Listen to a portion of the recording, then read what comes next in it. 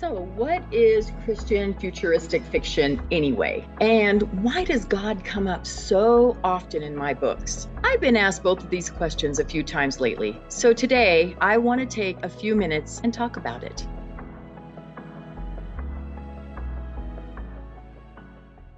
Hi, I'm Millie Copper, writer of cozy apocalyptic fiction and practical preparedness manuals. Welcome to my channel. Millie Copper writes. Before we dive into the heart of the topic, we need to talk about something that can be a little confusing: book genres. If you've ever gone looking for a good book on a popular bookseller, you know, the one named after a big river, you know how easy it is to fall down a rabbit hole. You start searching end of the world fiction, and next thing you know, you're reading a zombie romance or space opera. Don't get me wrong, those can be fun, but that's not what I write. When I tell people I write cozy apocalyptic fiction, I usually get one of two responses: a big smile or a very confused look. That's usually the more common of the two. And I get it. Cozy and apocalypse don't seem like they go together. But in my world, they do. And they especially work when I explain the main category my books are usually found under is Christian futuristic fiction. By the way, a few weeks ago, I shared a video detailing the differences of my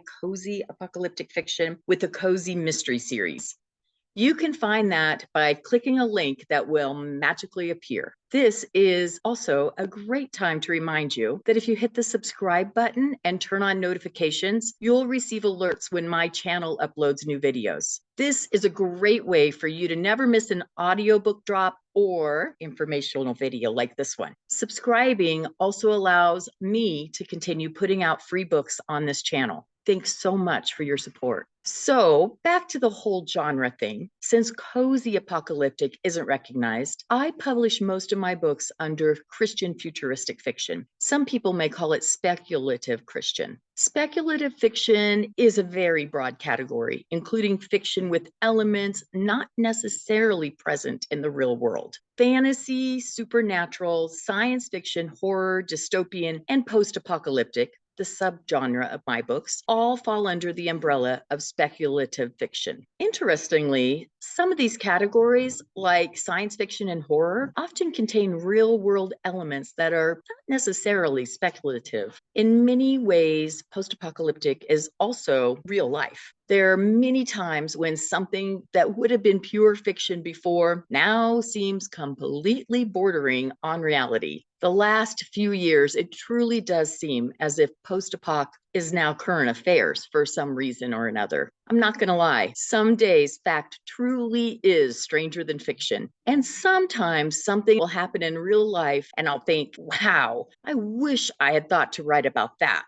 I watched a masterclass by James Patterson and thought it was fascinating that he starts his day by skimming through a bunch of newspapers. He's not just keeping up with the news, he's looking for story ideas. Headlines, especially the ones buried in the less popular sections, often spark something for him. They help him come up with characters, local flavor, and plot lines. It's a great reminder that real-world events can fuel fiction in surprising ways. He mainly uses the headlines to build outlines, which he later turns into full novels. But the key thing is that the news helps spark his imagination. Patterson's technique isn't unique, though he has certainly excelled with it to make him a prolific thriller writer and one of the highest earning authors. Christian futuristic can also be based on real life events while adding in the speculative aspect and taking things a little bit further than they are in today's world. Plus adding biblical themes and or Christian doctrines, ethics, relationships with God and or others, combining it all during trying times. The Caldwells, our focus family in the Havoc in Wyoming books, are an average family. Prior to our meeting them in Caldwell's homestead, we learned Jake and Molly experienced a tragedy that has shaken their trust in God and challenged their marriage. They are reestablishing both their relationship with God and with each other. Their daughter, Katie, once incredibly passionate for the Lord and planning a mission trip, is having her own struggles. She made a few choices which have her questioning her commitment and her Christian walk, to the point she stopped attending church. She considered herself fully of the world. Throughout the series, each of Jake and Molly's children experience their own theological and personal challenges. While disaster strikes the entire United States, remember, this is speculative post-apocalyptic fiction. They still faced real-life obstacles created by this new world and brought with them from their old world. They wrestle with sin, salvation, pain and injury, evil, and more. So much like many of us do in our everyday life. They learn and grow, sometimes growing toward God, but not always. Some of the favorite comments that I receive are the ones describing how real the people in my stories are. Many of the internal obstacles they face could affect any of us. Marital troubles, family squabbles, internal angst, questions of faith. None of us are immune to those items. We all have struggles. These struggles wouldn't simply end in the middle of a world-changing crisis. Whether the crisis is something massive like the Caldwells are facing, a small localized event, or even just our own personal calamity, our troubles aren't likely to just stop. We might be able to delay dealing with them for the time being, but at some point they will probably resurface. The fictional stories I write about the end of the world aren't just shoot 'em up, bang 'em up books. They deal with the raw and messy emotions of those facing unprecedented times. I try and put myself in my character's shoes. If this was me, what would I be feeling, thinking? And admittedly, I do throw some really terrible things at them and sometimes go a little over the top.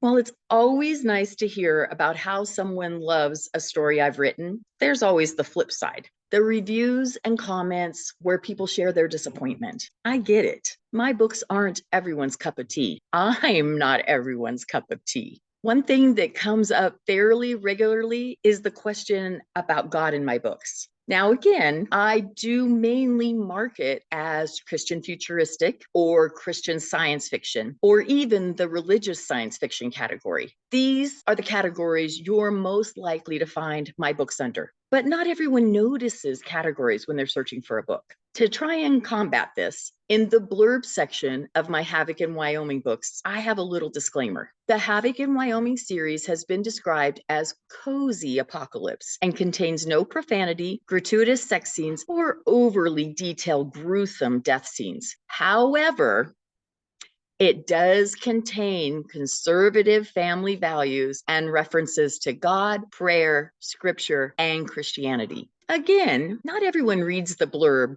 or the entire blurb. So sometimes I receive emails or comments saying things like, might have been a good story if there wasn't so much praying. Or, if I wanted to hear about God in a book, I'd read the Bible. Or a comment that was intended to be a compliment that started with, I'm not one for religious propaganda, and this series has plenty. It did go on to say how much they enjoyed the series, so I wasn't really sure how to respond to that. Thank you. So to answer the question, why do I talk about God in my books? Because I love him. God is an important part of my life, and sharing that importance is something I feel compelled to do. I don't claim to be a Bible scholar or any type of preacher, and my theology may not line up with everyone else's, but I do my best to share directly from the Bible when it's appropriate. I like to think God gave me a gift as a storyteller. This gift isn't for me, it's for other people. Jesus said we shouldn't put a lamp under a basket. We put it on a stand where its light can shine. It's an honor for me to be able to share this light in hope of encouraging others the way God and his son Jesus encouraged me. It's never my goal to preach, though I will admit some of my characters are preachy. Sometimes that preaching is a put on too, a way to hide their true feelings or actions and appear saintly. Or maybe it's all an act. One never knows exactly what's going to happen in the Havoc world. Again, be sure to hit the subscribe button and turn on notifications so you can know about each installment of this series. So far, I've released the first 2 original parts, Caldwell's Homestead and Katie's Journey, along with 2 accompanying short stories, Vultures Will Gather and the super short story Tomorrow. Next week, September 18th, part 3, Molly's Quest, goes live. Then I'll have 2 more bonus short stories for you following that drop. The rest of the series will continue with new books every few weeks. Thanks so much for spending your time with me today. I'll see you again soon.